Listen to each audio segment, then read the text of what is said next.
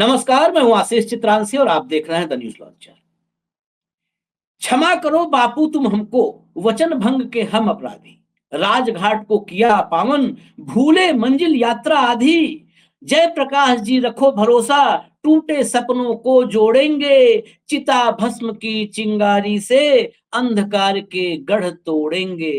अटल बिहारी वाजपेयी ने जब ये पंक्तियां लिखी होंगी तो कल्पना भी नहीं किया होगा कि उन्हीं के भावी पीढ़ी वाले लोग, उन्हीं की भविष्य की भाजपा और उस भाजपा की सरकार जयप्रकाश नारायण को माल्यार्पण करने से लोगों को रोक देगी, समाजवादियों को रोक देगी।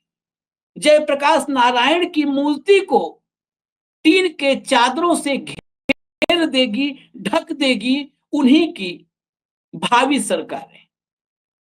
ये कल्पना अटल बिहारी वाजपेयी ने नहीं की। हालांकि कल्पना तो जेपी ने भी नहीं की थी।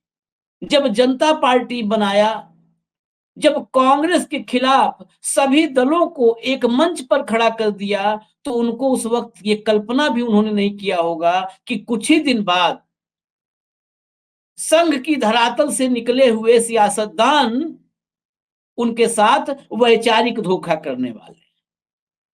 वो वैचारिक धोखा जो उस दौर से शुरू हुआ आज तक जारी है। जयप्रकाश नारायण का शायद गुनाह यही है कि 1974 में उन्होंने हजारों लोगों को एक साथ खड़ा करके जनेऊ तुड़वा दिया था और कहा था कि अब हम जाति प्रथा को नहीं मानेंगे। जनेऊ तुड़वाना और जाति प्रथा को नकारना शायद जयप्रकाश नारायण की सबसे बड़ी गलती थी, क्योंकि मनुस्मृति पर चलने वाला संघ और उस संघ के पीछे चलने वाली, उसी से स्रोत और उसी से विचारधारा, उसी से ऊर्जा प्राप्त करने वाली भाजपा आखिर कैसे जाति तोड़ों को स्वीकार कर सकते थे। जहां आज भी संघ के एक बड़े नेता ने कहा कि जाति तो जन्म से ही तय हो जाती है, वह संघ और उस संघ के अनुयायी जयप्रकाश नारायण को कैसे बर्दाश्त कर लेते। शायद 1974 का बदला 50 साल बाद ये भाजपाई और संघी जयप्रकाश नारायण से 2024 में ले रहे हैं, और उस बदले का ही ये खामियाजा है कि जयप्रकाश नारायण की मूर्ति तक माल्यार्पण करने की इच्छा रखने वाले अखिलेश यादव, जो उत्तर प्रदेश के पूर्व मुख्यमंत्री हैं, 37 सांसदों वाली पार्टी के मुखिया हैं, उनको घर में कैद करने की कोशिश हुई। लेकिन योगी के इस कैद से अखिलेश यादव निकल पड़े, इस कैद को तोड़ दिया। लेकिन कैद को अखिलेश ने तोड़ा है। मोदी के शिकंजे से नीतीश कुमार निकल पाएंगे या नहीं निकल पाएंगे, अखिलेश ने एक बड़ी चुनौती रख दी है।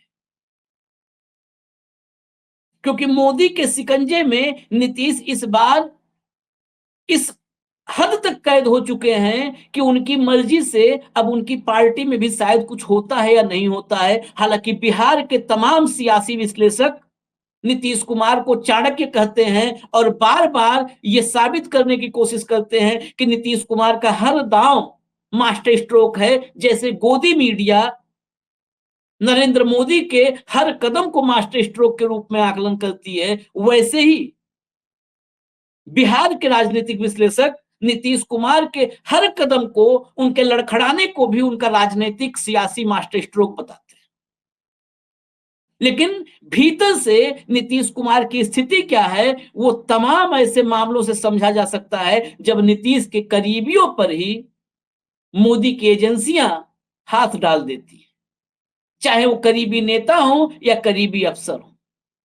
जब रात के 12 बजने से पहले 11:58 पर नीतीश कुमार को ऐसे मजबूर कर दिया जाता है, वो क्या मजबूरी है वो नीतीश जानेंगे, कि नरेंद्र मोदी को पूरे देश में उस वक्त उतने टाइमली किसी ने जन्मदिन की बधाई नहीं दी थी जिस टाइम नीतीश कुमार ने दी थी।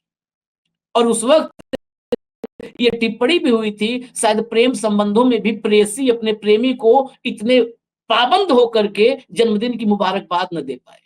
अमेरिका दौरे पर मोदी की तारीफ सबसे पहले नीतीश कुमार करते हैं, शायद भाजपाई भी उतने सतर्क मुद्रा में नहीं होते। ऐसे हालात में जेपी के आंदोलन से निकले हुए नीतीश कुमार क्या संघ और भाजपा ने जिस वैचारिक धोखे की नींव रखी थी, उस पर जेपी के साथ धोखे की एक बड़ी और भव्य इमारत तैयार करके ही जाएंगे। क्या भाजपा संघ के लोगों से भी बड़ा धोखा जेपी को नीतीश कुमार देंगे? जेपी के विचारिक और वैचारिक रास्तों पर तो कभी भी भाजपा थी ही नहीं, लेकिन नीतीश कुमार भाजपा के साथ वर्षों से पींगे बढ़ा रहे हैं। अब आते हैं आज के पूरे घटनाक्रम पर, और इस घटनाक्रम की शुरुआत मैं अखिलेश यादव के उस बयान से करता हूं जो योगी आदित्यनाथ के कैद से निकलने के बाद अखिलेश यादव ने कहा। आज जरा कंट्रोल रूम सुना दीजिए अखिलेश यादव का वो बयान।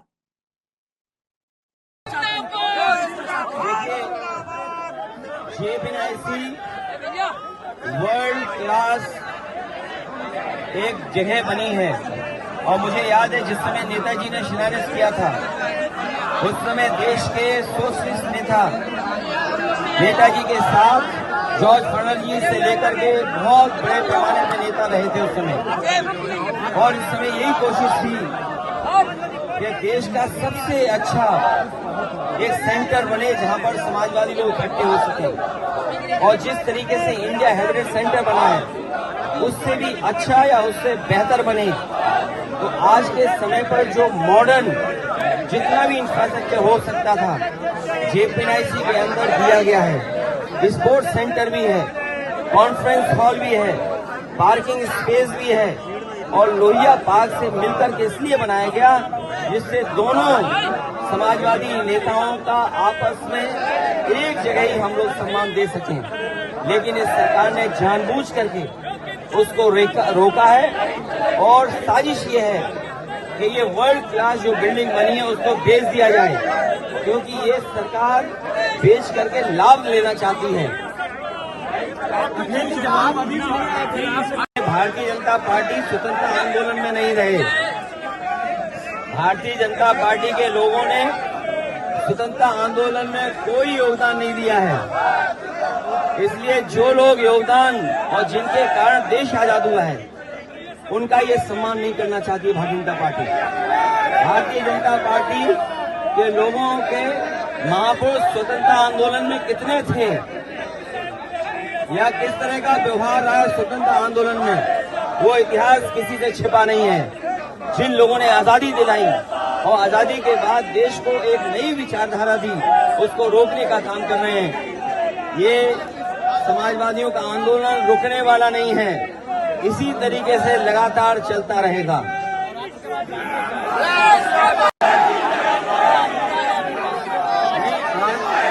उसके रखरखाव, जेपीएनआईसी का रखरखाव की जिम्मेदारी सरकार की थी। जेपीएनआईसी के निर्माण को पूरा करना, पूरा कर करके उसको जनता के लिए खोलने की जिम्मेदारी भारतीय जनता पार्टी की थी। 70 करोड़ रुपए भी दे दिए अपने प्रिय ठेकेदार को, उसके बावजूद भी जेपीएनआईसी नहीं पूरा हुआ है। सुनने में आ रहा है कि 70 करोड़ से ज्यादा पेमेंट हुआ है अपने ही प्रिय किसी के लिए, उसके बाद भी जेपीएनआईसी नहीं खुला है। इसका मतलब ये है कि जेपीएनआईसी में कुछ न कुछ ये लोग छिपाना चाहते हैं, और साजिश ये कि उसको बेच करके महापुरुषों का सम्मान करें। वो उन्हें क्या पता है जयप्रकाश के बारे में, उनके योगदान के बारे में क्या पता है उन्हें? अगर योगदान के बारे में पता होता तो ये जो फोर्स लगाई है, नवरात्र के दिन फोर्स नहीं लगाते। जिस तरीके से खुद त्योहार मना रहे हैं और हम लोगों को त्योहार नहीं मनाने दे रहे हैं, यही फोर्स हम लोगों को लेके जाती और मालेपड़ कराती वहां। कि जेपीएनआईसी, जिस जेपीएनआईसी के हमने जयप्रकाश नारायण से चर्चा शुरू की थी, जयप्रकाश नारायण और जेपीएनआईसी, इसके संबंध को समझिए और इस खबर को जरा गौर से समझिएगा कि योगी आदित्यनाथ की कैद, उस कैद से कैसे निकले अखिलेश, और अब नीतीश कुमार की कैसे है परीक्षा। जेपीएनआईसी यानी जयप्रकाश नारायण अंतरराष्ट्रीय केंद्र। अखिलेश यादव ने जैसा बताया, जब 2013 में 2012 में समाजवादी सरकार आई, 2013 में जब इसका शिलान्यास किया मुलायम सिंह यादव ने, उस वक्त जॉर्ज फर्नांडिस, नीतीश कुमार के मार्गदर्शक, जिनकी उंगली पकड़ करके, जिनके पीछे चल करके ये जो आज जनता दल यूनाइटेड है, समता पार्टी के दौर से, लेकिन जॉर्ज के साथ नीतीश कुमार का क्या व्यवहार रहा है और अंतिम दिन कैसे गुजरे, इन पर आज भी तमाम प्रश्न चिन्ह खड़े हैं। प्रश्न तो शरद यादव के साथ नीतीश कुमार के आखिरी दिन कैसे गुजरे, अंतिम दौर में रिश्ते कैसे रहे और किसने किसके साथ क्या किया, इस पर भी बहुत सारे सवाल हैं और बहुत सारी चर्चाएं होती हैं।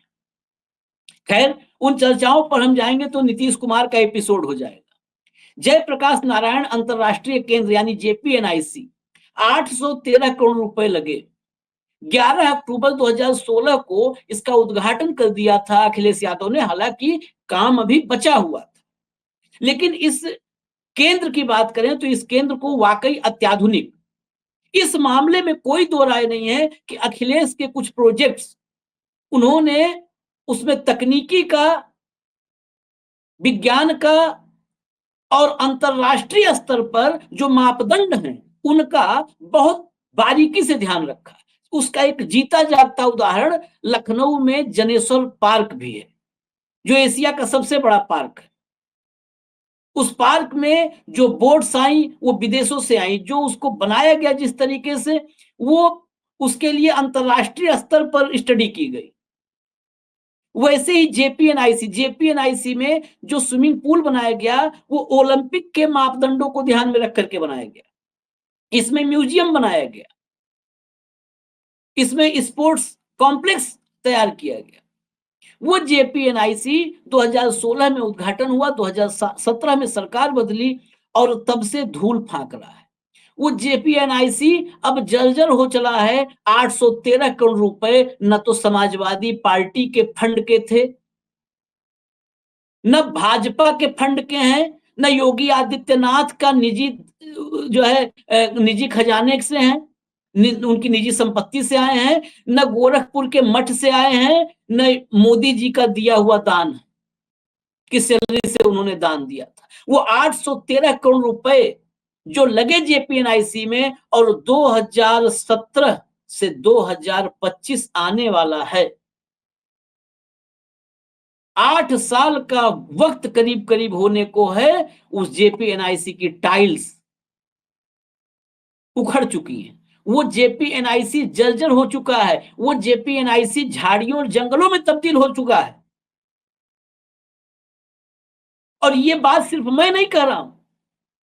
जब जेपीएनआईसी में जयप्रकाश नारायण की प्रतिमा पर माल्यार्पण की अनुमति नहीं दी लखनऊ विकास प्राधिकरण ने, तो उस चिट्ठी में सचिव ने लिखा कि वहां के अंदर की स्थिति, वहां पर इतनी झाड़ियां और जो है गंदगी है कि उसमें कोई भी जहरीला कीड़ा मकोड़ा हो सकता है, सांप बिच्छू, कोई जहरीला, और जेड सिक्योरिटी प्राप्त है अखिलेश यादव, इसलिए उनकी सुरक्षा को खतरा है।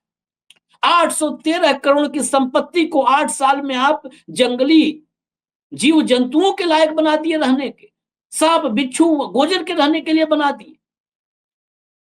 क्या लखनऊ विकास प्राधिकरण इसकी जिम्मेदारी लेगा या योगी आदित्यनाथ लेंगे जिम्मेदारी? जिम्मेदारी तो लेने वाले नहीं है, जिम्मेदारी बुलडोजर की लेंगे। विध्वंस की जिम्मेदारी इनको दीजिए। ये विध्वंस की जिम्मेदारी लेने वाले लोग, ये सृजन की जिम्मेदारी ले ही नहीं सकते, क्योंकि सोच विध्वंसात्मक है। 2017 में जहां पर खड़ा था जेपीएनआईसी, वो जेपीएनआईसी अखिलेश यादव की विरासत नहीं बन जाती। आप दोबारा, वैसे भी आप लोग को एक एक जो है प्रॉपर्टी को, एक एक संपत्ति को 4 बार उद्घाटन करने का आप लोग को आदत है। हरियाणा में हिसार के एयरपोर्ट पे 6 बार उद्घाटन हो चुका उस एयरपोर्ट का। तो ये तो आदत में आपके है। आप कर लेते, अपनी वहां पर तख्ती लगा देते, अपना पत्थर लगा देते, योगी आदित्यनाथ बड़ा बड़ा लिख देते, भाजपा द्वारा बनाया गया लिख देते। लेकिन क्या दिक्कत थी फिर? गाजियाबाद का एलिवेटेड रोड किसने बनाया था? आपने किया ना सरकार बनने के बाद उद्घाटन किया ना। ऐसे तमाम अखिलेश यादव की योजनाएं थी, प्रोजेक्ट थे, जिनको सरकार बनने के बाद आपने दोबारा वहां पर फीता काटा। उस वक्त जरा भी शर्म नहीं आई, तो जेपीएनआईसी क्यों? फिर इसी पर वो सवाल मेरा था कि क्या जयप्रकाश से आप डरते हैं? क्योंकि वो जयप्रकाश से डरने की, इसको दर्शक भी दो पॉइंट्स में समझ लें। जयप्रकाश से डरने की वजह, आजाद भारत में, गुलाम भारत को आजाद भारत में तब्दील करने के लिए हजारों हजार कुर्बानियां हुई, लेकिन आजाद भारत में अगर सत्ता को, सिंहासन को और तानाशाही प्रवृत्ति को किसी ने कुचल करके रख दिया, किसी ने परास्त किया, किसी ने धूल चटाया, तो जयप्रकाश नारायण थे। क्या तानाशाही प्रवृत्तियों को जयप्रकाश नारायण की मूर्ति से डर लगता है? सवाल यह है। सिर्फ अखिलेश का माल्यार्पण विषय नहीं है, सवाल यह है कि आखिर जयप्रकाश नारायण को टीन के शेडों में ढकने के पीछे की वजह क्या है, सोच क्या है? तो क्या तानाशाही प्रवृत्ति, तानाशाही प्रवृत्तियों को परास्त करने का जो सिंबल है आजाद भारत में, अंग्रेजों को हराने का अलग सिंबल है, लेकिन आजाद भारत में तानाशाही को परास्त करने का एक ही सिंबल है, एक ही प्रतीक है, वो जेपी। क्या उस प्रतीक से डर लगता है? क्या जयप्रकाश नारायण ने हजारों हिंदुओं से जब जनेऊ तोड़वाया और कहा जाति प्रथा को हम नहीं मानेंगे, क्या आपको उससे डर है? क्योंकि आप संविधान से ज्यादा मनुस्मृति में यकीन करने वाले लोग हैं, इसमें कोई दो मत नहीं है। संघ की स्थापना के समय से और संविधान जिस वक्त स्वीकार किया गया, उस वक्त 1949 में जो संघ की प्रतिक्रियाएं संविधान पर आई, वो सारी गवाह हैं कि ये संविधान तो मजबूरी में राज करना है, तो संविधान पकड़ना है, संविधान के आगे झुकना है, संविधान को प्रणाम करना है। लेकिन संविधान संघियों और भाजपाइयों की मजबूरी है, उनकी पसंद मनुस्मृति है। तो मनुस्मृति को पसंद करने वाले जनेऊ तोड़ने वाले जेपी को कैसे खुला और आजाद देख सकते हैं? जेपी की सोच को कैसे खुला और आजाद देख सकते हैं? तो जेपी की प्रतिमा और जेपी की सोच दोनों को टीन शेड में कैद करने की मनसा, ये मनसा साफ साफ झलकती है लखनऊ की घटना में। लेकिन जिस तरह से फिर हम आएंगे नीतीश कुमार पर, उस सोच से प्रेरणा लेकर के राजनीति में आने का दावा करने वाले नीतीश कुमार आज उस सोच पर बदनुमा धब्बा बन चुके हैं। शरद यादव उस सोच की प्रतीक थे, एनडीए में रहे शरद यादव, लेकिन शरद यादव का एक भी बयान ऐसा नहीं निकाला जा सकता है जो जेपी के विचारों को खंडित करे, जेपी के विचारों से विरोधाभास जिसमें दिखाई पड़े। वो तो जेपी से एक कदम आगे बढ़ जाते थे, जेपी से एक कदम आगे बढ़ जाते थे, और भी आप कहें ना रिजिड, और भी रिजिड, और भी दृढ़ नजर आते थे, और भी रूखे नजर आते थे अपने विचारों में। लालू कुछ भी हो गया, समझौता तो नहीं किया, भ्रष्टाचार के आरोप हैं, समझौता तो नहीं किया, कभी सामाजिक न्याय के सिद्धांतों से समझौता तो नहीं किया, कभी मनुस्मृति के साथ गलबहियां करने की कोशिश तो नहीं की कि संविधान को पीठ के पीछे छिपा करके मनुस्मृति से गले लग रहा है। लेकिन ये काम अगर बेशर्मी से कोई करता हुआ नजर आया है तो नीतीश कुमार करते नजर आए। और आज नीतीश कुमार की पार्टी की तरफ से जो प्रतिक्रिया आई है, वो प्रतिक्रिया इस बात का सबूत है। नीतीश कुमार की चर्चा हम क्यों कर रहे हैं? क्योंकि जयप्रकाश नारायण की मूर्ति पर माल्यार्पण के लिए जब योगी सरकार ने रोक दिया, और ये पूरा घटनाक्रम हुआ कैसे? 10 अक्टूबर, 11 अक्टूबर को जयंती होती है जेपी को, 10 अक्टूबर की शाम जब जेपीएनआईसी अखिलेश पहुंचे तो वहां पर बड़ी बड़ी टीन की चादरें लगवा रहा था एलडीए, लखनऊ विकास प्राधिकरण। दरअसल पिछले साल भी टीन की चादरें लगी थी, लेकिन थोड़ी छोटी थी और गेट गेट पर नहीं लगी थी, तो अखिलेश यादव गेट फांद गए थे, गेट कूद करके चले गए और माल्यार्पण करके चले आए। ऐसी सोच वाली सरकारों को इनके अहंकार पर एक प्रहार लगता है जब कोई गेट फांद करके चला जाए और माल्यार्पण करके आ जाए। इस बार चारों तरफ से ऊंची ऊंची टीन की चादरें एलडीए लगवा रहा था, लखनऊ विकास प्राधिकरण लगवा रहा था। अखिलेश ने जब कल शाम ये देखा, तभी अखिलेश ने इस विषय पर बोलना शुरू कर दिया। लेकिन उसके बाद जब 11 अक्टूबर की सुबह अखिलेश यादव ने निकलने की तैयारी शुरू की, अखिलेश यादव के घर से जो जेपीएनआईसी का रास्ता जाता है, पूरी तरह बैरिकेडिंग लगा करके और भारी भरकम फोर्स तैनात कर दी गई। जेपीएनआईसी के बाहर तो लखनऊ के ज्वाइंट कमिश्नर की अगुवाई में फोर्स तैनात थी कि किसी भी तरह से अखिलेश यादव जयप्रकाश नारायण की प्रतिमा तक न पहुंच पाए। लेकिन समाजवादी कार्यकर्ता, मैं एक दौर में कहा करता था आज से साल भर पहले तक, कि जो समाजवादी कार्यकर्ताओं की मूल ऊर्जा थी, उस ऊर्जा पर पानी डाल दिया गया है। ट्विटर पर वार होने लगा है, क्योंकि समाजवादी कार्यकर्ता जब सड़कों पर संघर्ष करते हैं, वैचारिक संघर्ष करते हैं, तब उनके भीतर ऊर्जा आती है। वो ऊर्जा पिछले कुछ वक्त में दिखी और आज भी दिखी। प्रतिमा और माला दोनों लेकर के अखिलेश के आवास के सामने पहुंचे समाजवादी कार्यकर्ता, और अखिलेश ने योगी की कैद को तोड़ दिया, बाहर निकल करके आए। वो तस्वीरें मैं कहूंगा कंट्रोल रूम से जरा तस्वीरें दिखाएं, फोटोग्राफ्स जो हैं वो पूरा एक बार दिखा दें। वो बाहर का नजारा, वो हुजूम, ये देखिए बेड़ियों में जकड़ा हुआ खुद को एक प्रतीकात्मक रूप से समाजवादी कार्यकर्ता, हाथ में जो है जयप्रकाश नारायण की फोटो थी और बेड़ियों में कैद था। ये बाहर के अखिलेश के घर के बाहर की तस्वीरें हैं।